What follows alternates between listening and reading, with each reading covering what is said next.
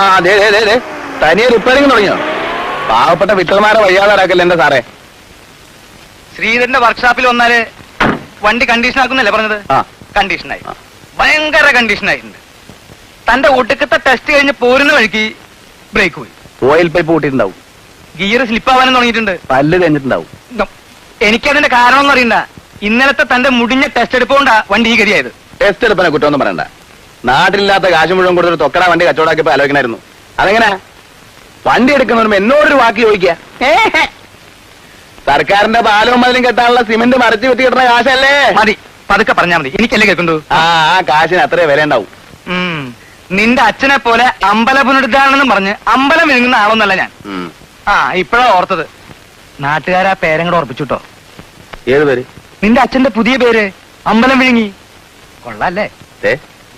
എന്റെ അച്ഛന്റെ മെക്കിട്ട് കയറണ അത്ര നല്ലതൊന്നല്ല കേട്ടാ. വണ്ടി കയറി നമുക്ക് ഓടിച്ചു നോക്കാം. അത് വേണ്ട, താൻ തന്നെ ഇങ്ങനെ ഓടിച്ചാ മതി. ആർക്കാ ചായ? എന്റെ കാർ കുട്ടിച്ചോറാക്കി കശ്മലിനോ? ചേച്ചി ചേച്ചി വാനച്ചേച്ചൊരു പെങ്കൊച്ചിന്റെ കാര്യം പറഞ്ഞിരുന്നല്ലോ, എന്തായി ശ്രീധര? അവള് ഗ്രാജുവേറ്റ് ഒന്നുമല്ലെന്നേ, വെറും 10ാം ക്ലാസ്. ഗ്രാജുവേറ്റ് അങ്ങനെയൊന്നും നോക്കിയിട്ട് കാര്യമില്ല ശ്രീധര. പഠിപ്പ് ഇത്തിരി കുറഞ്ഞിരുന്നാലും സ്വഭാവം പെരുമാറ്റമൊക്കെ നന്നായിരുന്നാ മതി. ചേച്ചി എന്റെ കാര്യങ്ങളൊക്കെ അറിയാലോ. പഠിക്കാൻ പറ്റ സമയത്ത് ഞാൻ പഠിച്ചില്ല, കാറിന്റെയും ബസിന്റെയും പുറകെ പോയി. അല്ലെ അതുകൊണ്ട് കുഴപ്പമൊന്നുമില്ല, ഒരു തൊഴിൽ പഠിച്ചല്ലോ. ആ പഠിച്ച തൊഴിലായി ഇപ്പൊ എവിടെ കണ്ടത്? സാരമുണ്ടായിരിക്കുക, ഞങ്ങൾ വിവരമുള്ളവർ തമ്മിൽ സംസാരിക്കട്ടെ. എനിക്കൊരു വർക്ക്ഷോപ്പ് ഉണ്ട്, കാശുണ്ട്, അത്യാവശ്യം സൗകര്യങ്ങളൊക്കെ ഉണ്ട്. പക്ഷെ ഒരു ആഫീസിൽ കയറി ചെന്ന് 2 ഇംഗ്ലീഷ് പറയാൻ പറ്റില്ല. ഇയാളുടെ പാസ്പോർട്ട് ഓഫീസിൽ ഒരു ഉദ്യോഗസ്ഥൻ, മലയാളിയെല്ലാം തോന്നുന്നു, ചറ പറയാൻ ഇംഗ്ലീഷിൽ കുറെ ചോദ്യങ്ങൾ. സ്ത്രീകളൊക്കെ നോക്കിയിരിക്കുക. എനിക്കൊന്നും മനസ്സിലായില്ല, അങ്ങോട്ടൊന്നും പറയാനും പറ്റില്ല, ആകെ നാറിപ്പോയി. അപ്പൊ എന്റെ ഗതി എന്റെ പിള്ളേർക്ക് ഉണ്ടാവാൻ പാടില്ല. അമ്മ ഗ്രാജുവേറ്റ് ആകുമ്പോൾ മക്കൾ താനെ ഇംഗ്ലീഷ് പഠിച്ചോളൂ. അപ്പോ ജനിക്കാൻ പോണ കുട്ടികളെ ഇംഗ്ലീഷ് പഠിപ്പിക്കാനാ താൻ ഗ്രാജുവേറ്റിനെ കിട്ടുന്നത്? അതിന് ശമ്പളം കൊടുത്തൊരു ടീച്ചർ നടത്തിയാ പോരെ? പോരാ, വിദ്യാഭ്യാസം ഇല്ലാത്തവർക്ക് അതിന്റെ വില ശരിക്കറിയൂ.